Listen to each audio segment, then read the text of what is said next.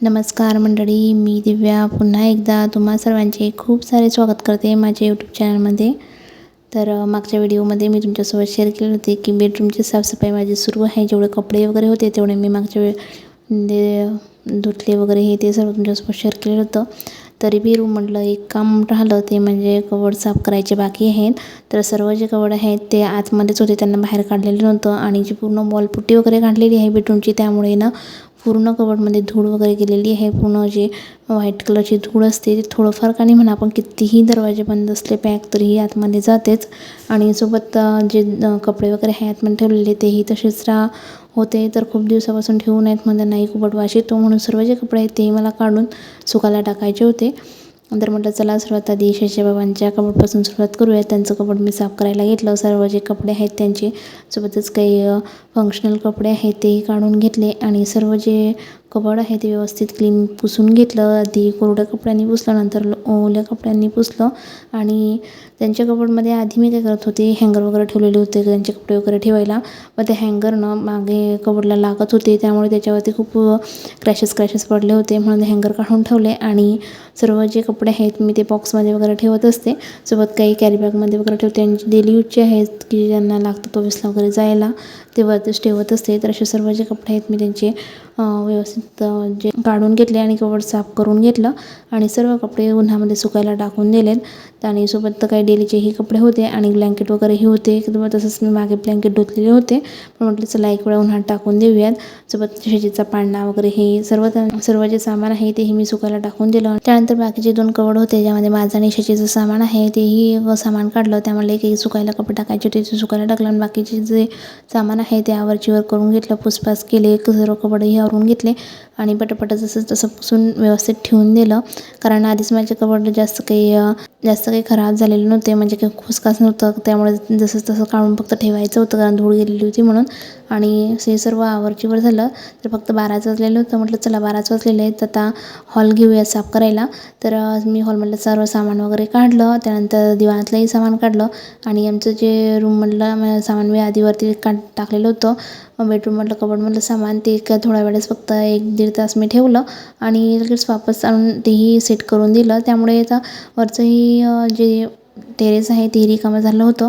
मग जे आता हॉल साफ करायला घेतला त्यामध्ये जे दिवाण आहे त्या दिवाणामध्ये खूप सारे ब्लँकेट्स वगैरे ठेवलेले आहेत.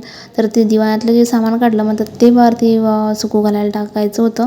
तर तेही सर्व सामान धुवून धावून वरती सुकायला टाकून दिलं. काही ज्या नव्या होत्या की ज्या धुवायच्या नव्हत्या त्या फक्त सुकायला टाकल्यात. बाकीचे जे कपडे होते जसं की वापरायचे ब्लँकेट वगैरे ते पाण्यातून काढून सुकायला टाकून दिलेत.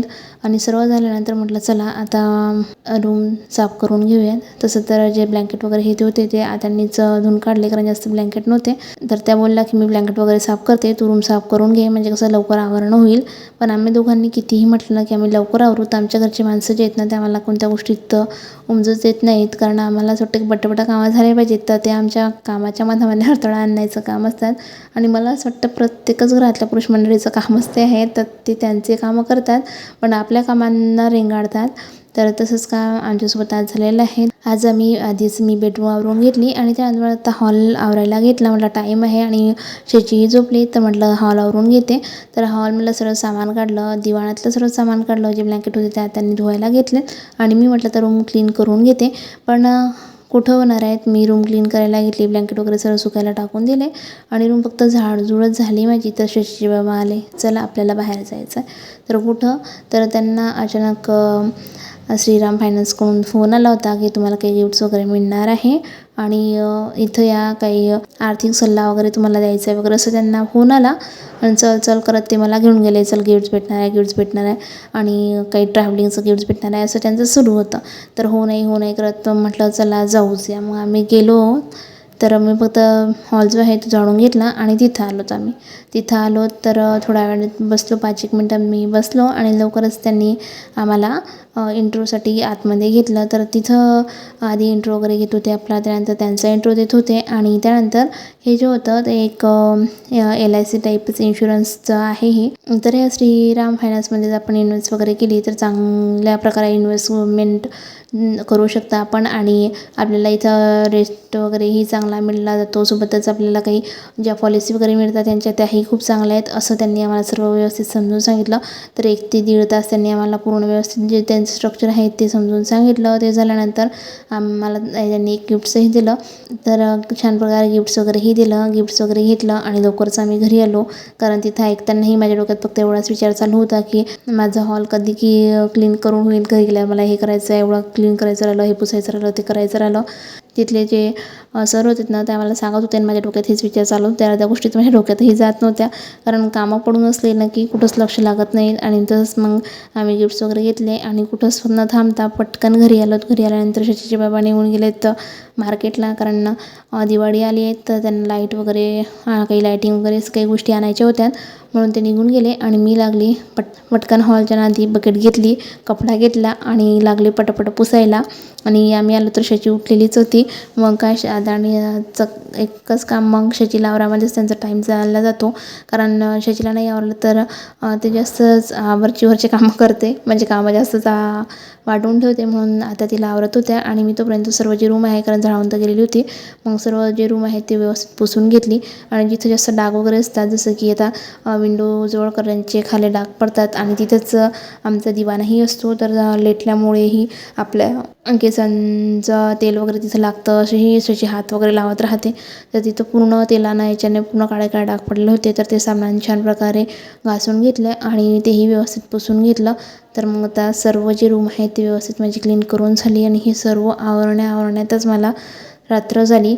मग काय आज हेच हॉल क्लीन खरं म्हणजे हॉलचंच वाटलं आज पूर्ण काम होऊन जाईल असं वाटत होतं, पण हॉलचंही आज पूर्ण काम झालं नाही आहे. म्हटलं जाऊ द्या, बाकीचं जास्त लोड न घेता फक्त जेवढं होईल तेवढंच करूयात.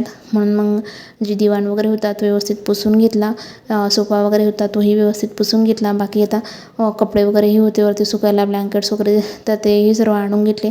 त्यांनी पटापट त्याच्या घड्या केल्यात आणि दिवाणात आम्ही टाकून दिलं आणि सर्व करण्यातच बरोबर 7-7:30 वाजले. दिवे लावलेत आणि आता कुठं शांत बसलेली आहे. तोच शची अचानक पोळी घेतली आणि पळस सुटलेली आहे. तर तिला विचारलं, तुला काय झालं बाळा? तर म्हणते आपलं गेटसमोरची गाय आली, मला त्या हंबाला पोळी टाकायची आहे. तर मला असं वाटलं ती खोटीच बोलते, कारण ती घेते आणि कुठंही काही सामान टाकत असते.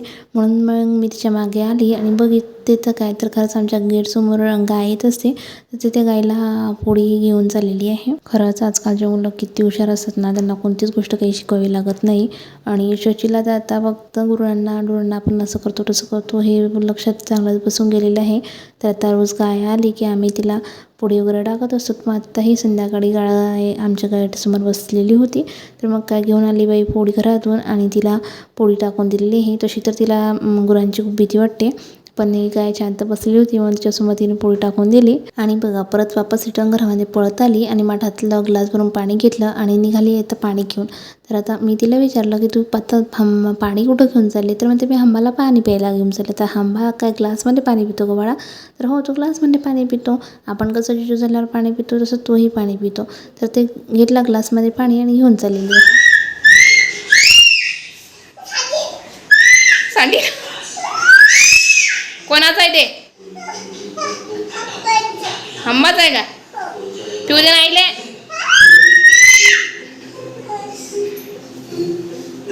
पोरगी नुसतं दिवसेंदिवस जास्त नको करायला लागल्या. त्या हंबा पाणी पिते का बरं? बघा कितीही तिला समजून सांगितलं, नाही बडा हंबा पाणी पित नाही, असं तर पाणी पित नाही हंबा.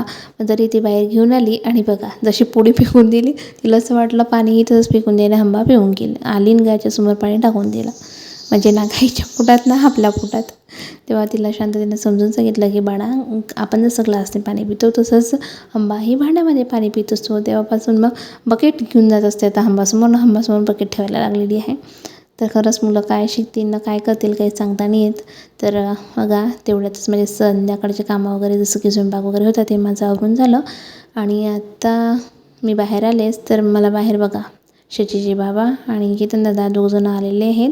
आणि दोघं जणांनी खूप सारी शॉपिंग करून आलेली आहेत. खूप सारे वेगवेगळ्या प्रकारचे लायटिंग ते घेऊन आलेले आहेत आणि सर्व पसारा मांडून पोर्चमध्ये बसलेले आहेत. आणि आमच्या गेटवर जे लाईट वगैरे होते ना, तेही कधीचेच गेलेले होते. कधीच चालू होतं आणायचं आहे. तर दिवाळीच्या कारणानिमित्तानं ते लाईटही ते घेऊन आलेले आहेत. पण थोड्या आकारानं ते मोठे झालेत, कारण गोल आकाराचेच सांगितले होते त्यांना. त्यांनी सांगितलं होतं गोल आकाराचे आणशील, पण गोल आणले त्यांनी, पण थोडंफार ते मोठे झालेत. तर तेही लावून झालं. त्यानंतर मामाजी आणि मी आमच्या दोघांचं ट्राय सुरू आहेत की लायटिंग कशी दिसते, म्हणून आम्ही एक लायटिंग घेतली आणि एक लावून बघत आहोत. तर त्यांनी खूप साऱ्या वेगवेगळ्या प्रकारच्या लायटिंग आलेल्या आहेत.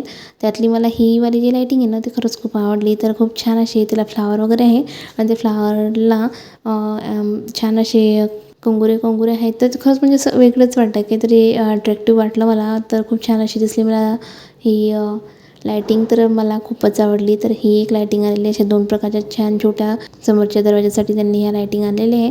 आणि बाकी गेटसाठी हे 2 लाईट आणले, ते लावून दिले. त्यानंतर वरती लावायसाठी छान अशा लायटिंग आलेली होती छोटी, तेही त्यांनी लावून दिलेली आहे. सर्व लायटिंग वगैरे त्यांचं लावून झालं आणि लगेच ते निघले आणि गेले आणि मार्केटमधून किराणाही घेऊन आलेले आहेत. तर म्हणजे आज चिचे बाबा ही चांगलेच मूडमध्ये होते, म्हणून त्यांनी या छान प्रकारे कामं केलं. तर चला आता मीही आवडते किराणा वगैरे आणि आजचा व्हिडिओ इथंच संपवते. आशा करते हा व्हिडिओ तुम्हाला सर्वांना आवडला असेल. व्हिडिओ आवडल्यास व्हिडिओला लाईक करा, कमेंट करा, सोबतच शेअर करायला विसरू नका. चला तर मग पुन्हा भेटूया. तोपर्यंत बाय बाय.